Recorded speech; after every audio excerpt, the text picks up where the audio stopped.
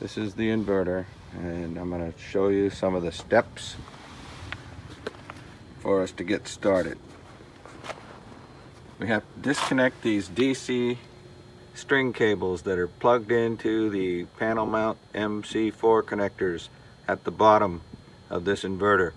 So there's 4 pairs of cables there. And then before I unplug those, they're under load, the inverter's running. I'm going to turn off these 2 right and left side red DC disconnect switches. So I'll just turn it off, boom, and then over here, turn this one off, and that'll take the load off of these cables. So at that point, they're just inert strings with voltage potential on them, but no load going through them, so no arcing or popping when we pull them off. So I will disconnect, I'll turn off these switches and unplug these cables. They're labeled, and then we'll note exactly where they go. It's like every other one here, and there's 4 zones in this computer or inverter, so they go in pairs. They're power tracking points, so maximum power tracking points are 1 zone, 2 zone, 3 zone, and 4 zone. So we want to keep the inverter balanced, so when we plug them back in, we have to plug them in this order, not close together, 1, 2, 3, 4, then only half the inverter would be running. So it's real easy. It just takes 5 minutes to turn these 2 switches off, get the little MC4 disconnect tool, plug it in here, and pop these off. Then I'll cap them off with little plastic caps and electrical tape, and then pull them back out of the way behind the inverter, and they'll be safe hanging there until we come back with a new inverter. So then the next step will be to open the left door panel with these security torque screws. See that? It's a T30. So it's just 2 torque screws. That door comes open, and the AC conductors are there. It's 600 volt 3-phase. So they go down these little, only one of these 1-inch conduits is being used, the other one's empty. And so what I'm going to do is I'll disconnect first I'll turn off the breaker, which is right there. Alright, then I'll open the door and I'll test the conductors, the AC conductors, to make sure they're dead. And once they're dead, I can unbolt them from their lugs, and then I'm going to pull them down. I'm going to take this gutter cover off, this 8-foot gutter by 4-inch square, and then we'll pull these AC conductors down out of the way. Then the last step will be to disconnect these 1-inch connectors right here at the bottom. Probably unscrew them so that when I lift off the inverter, these pipe nipples will come clear of the gutter. And then before I can lift it off, there's going to be 1 security screw right at the back here. Let's see if we can see it. Right where my finger is. Okay, there's 1 on each side. That just sort of holds the bottom of the inverter tight against this bracket, so it can be lifted. After we remove those 2 screws left and right, we can lift it off the rack. It's got a hook at the top. And then just before we lift it off, we just want to disconnect these 2 ground wires on the side of the inverter, because they're attached to the rack, and we won't get very far unless we unhook those. Okay, so that's the whole procedure. I started by turning off these 2 DC disconnect switches, and that took the load off the cables. And then I got my disconnect tool and unplugged all these cables. Those are the DC strings. Next, it's inverter 4B11, so I went to the panel for the AC right here next to it. I found inverter 4B11 to be breakers 8, 10, and 12. right here, 8, 10, and 12, and I turned off that AC. So now there's no power in that inverter. We unplugged the DC and then we turned off the AC breaker. And we'll just close that up. And since it's only 5 feet from the inverter, it's safe to work on this. So even though I know it's off, they might have labeled the breaker wrong. So I'm going to test that AC power.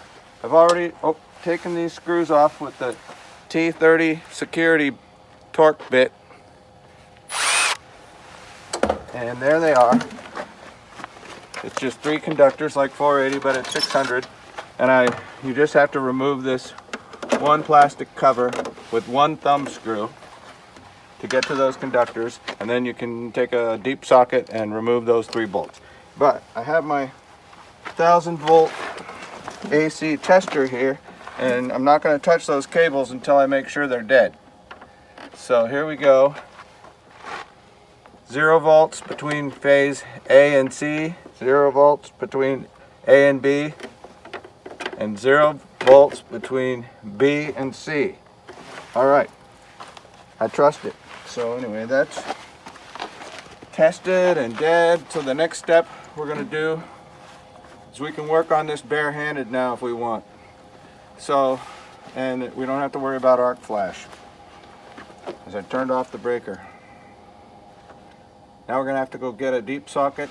Deep sockets work best because the stud's sticking out about 3/4 of an inch here. It's rolling? Yep. All right, so we got our deep 13mm socket to take off these conductors. I've already tested it twice. They're not very tight.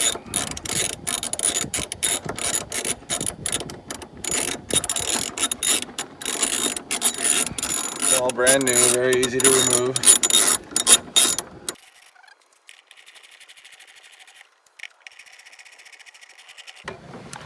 All right then, I have my tape, and I'm going to take those off and just tape them up so they're somewhat safer.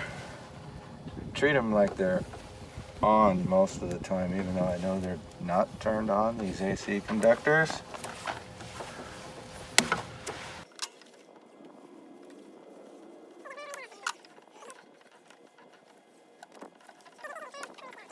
Well, the next thing to do is to disconnect the ground wire. There's just these 3 conductors coming down 1 inch and the 1 ground wire that goes down that 1 inch. Once we get those disconnected and pulled down into the gutter, this thing will just about be ready to be removed.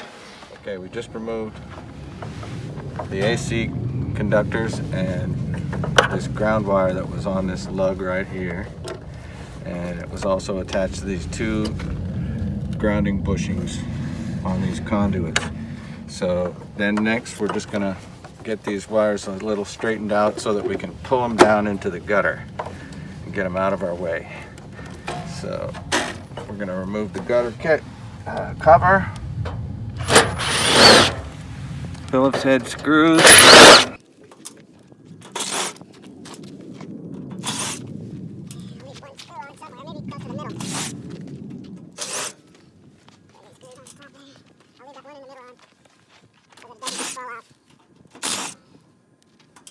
straight blade screwdriver, which is right here.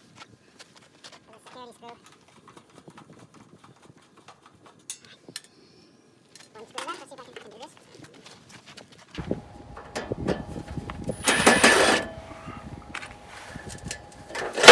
there we go. Gutter is down.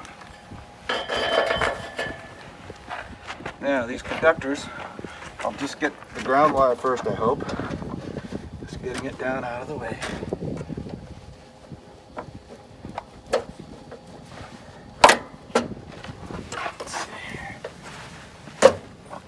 Gonna pull it. I can pull it all the way out. That's what I did last time. And we'll just wrap them back up and put them in the gutter.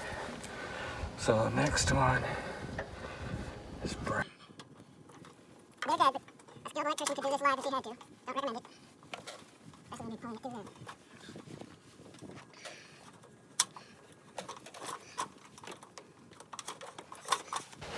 there. They're taped up. The breaker's off. I put at least 3 layers of tape over those terminals. So it should be safe just sitting in the gutter here waiting for us to come back with a new inverter a week or so, whenever. It can rain, nothing's gonna go wrong here. Let's get those babies in there, all the way in there, so they don't get pinched by the cover. Let's see, get them in the back maybe. All right. Now I'm gonna leave this off because I may have to remove these lock nuts on these connectors. It just depends on how this inverter comes off. So, 2 empty conduits, nothing hooked up here. I'll just close this cover. Oh, I gotta get the other tip.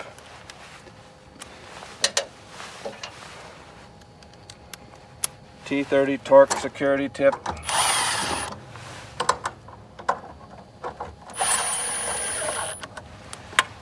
So we can handle it. Now let's see if I can get these security screws off the inside back corners. Oop. Always loosen a screw when you're trying to loosen a screw. Okay, now this one's gonna take the long tip. So we have these 2 ground lugs on the side of the inverter we have to remove, and they're also held on by the same security torque screwdriver. So I'm just gonna unscrew them. There we go. You can hold that screw lug with a pair of pliers, maybe. Okay, so that's all clear. I'll take these. Okay, that screw's safe there, and then I'll save these screws. Somewhere here, all the screws for this site. Now, okay, I'm gonna have to use the ones I broke in. I'm gonna start by loosening these 2 connectors. Hopefully, these little conduit nipples, these are slip fittings, compression slip fittings. So once you get those loose, those little EMT conduits can slip right out. The easiest way to go, nothing to hang up now. So now we've disconnected the bottom 2 security screws. So this inverter isn't attached to the rack at the bottom, but it's hooked up here at the top. So basically it's ready for us to try to lift off. Yeah, hooked at the sides there.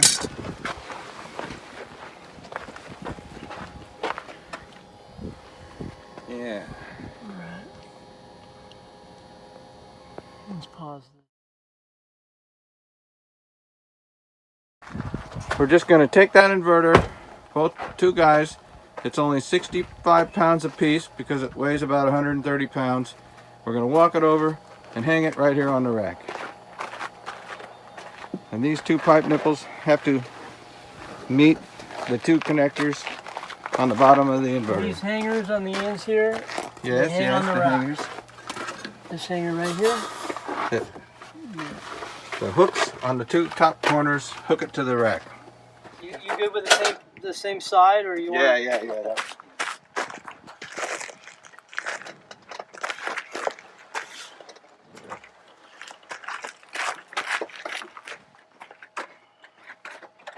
Those hooks. Bottom end. Keep it up. There we go.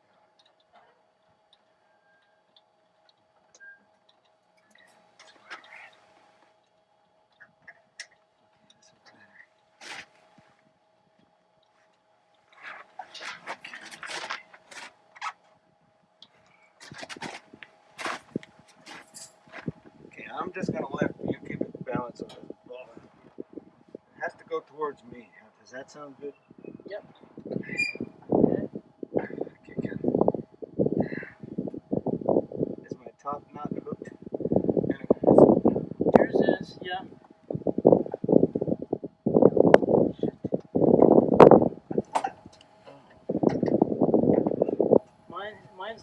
be seated. Okay, come on down. There we go. Okay. Now. I know, but I think if you crank this down, like boom, like that, I think the bottom one would come up too. I think they go like that. I don't know. We'll find out. Okay. T30 torque security screw. Happen to have one right here.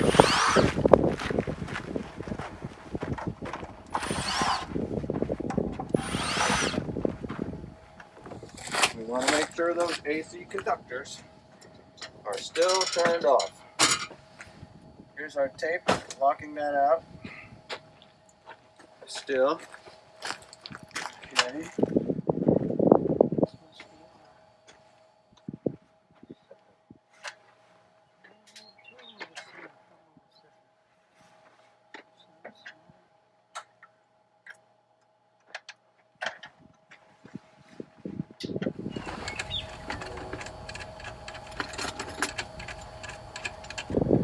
If you want to torque it, I don't have the I only have the quarter draft torque. Oh yeah, we can just like make it tight and tight. Does it have a torque setting for this?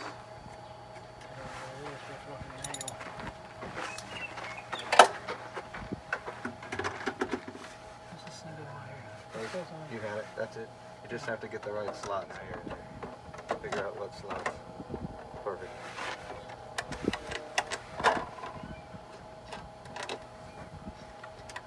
Okay. That's ready to be buttoned up.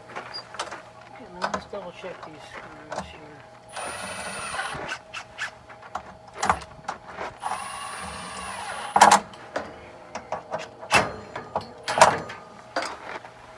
Okay, now the DC conductors. Alright, I got 1 and 2 here. Yeah. Red.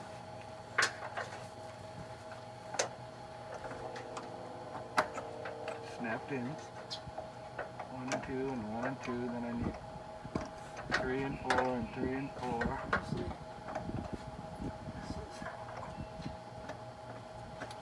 There we go. 1, 2, 3, 4. 7, 6. So that one's 3 and 4. Okay, I got And every other one. 7, so this gotta be 4. Okay, see these? Watch out for.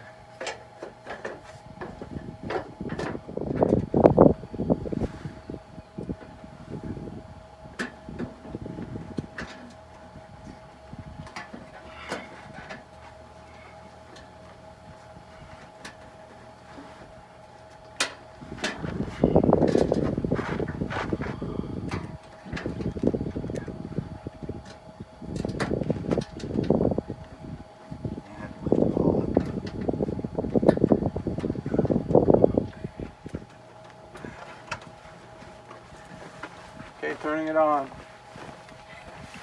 Stand back, right? Boom. And the DC. Uh-oh. What? That's one of those funky ones. Yeah.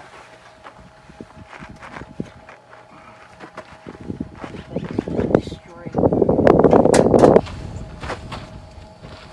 Brett, I turned these off earlier myself. What's wrong? Oh, there. That? Yeah. Yeah. That's when people break them. They try to go the wrong way. That's yours.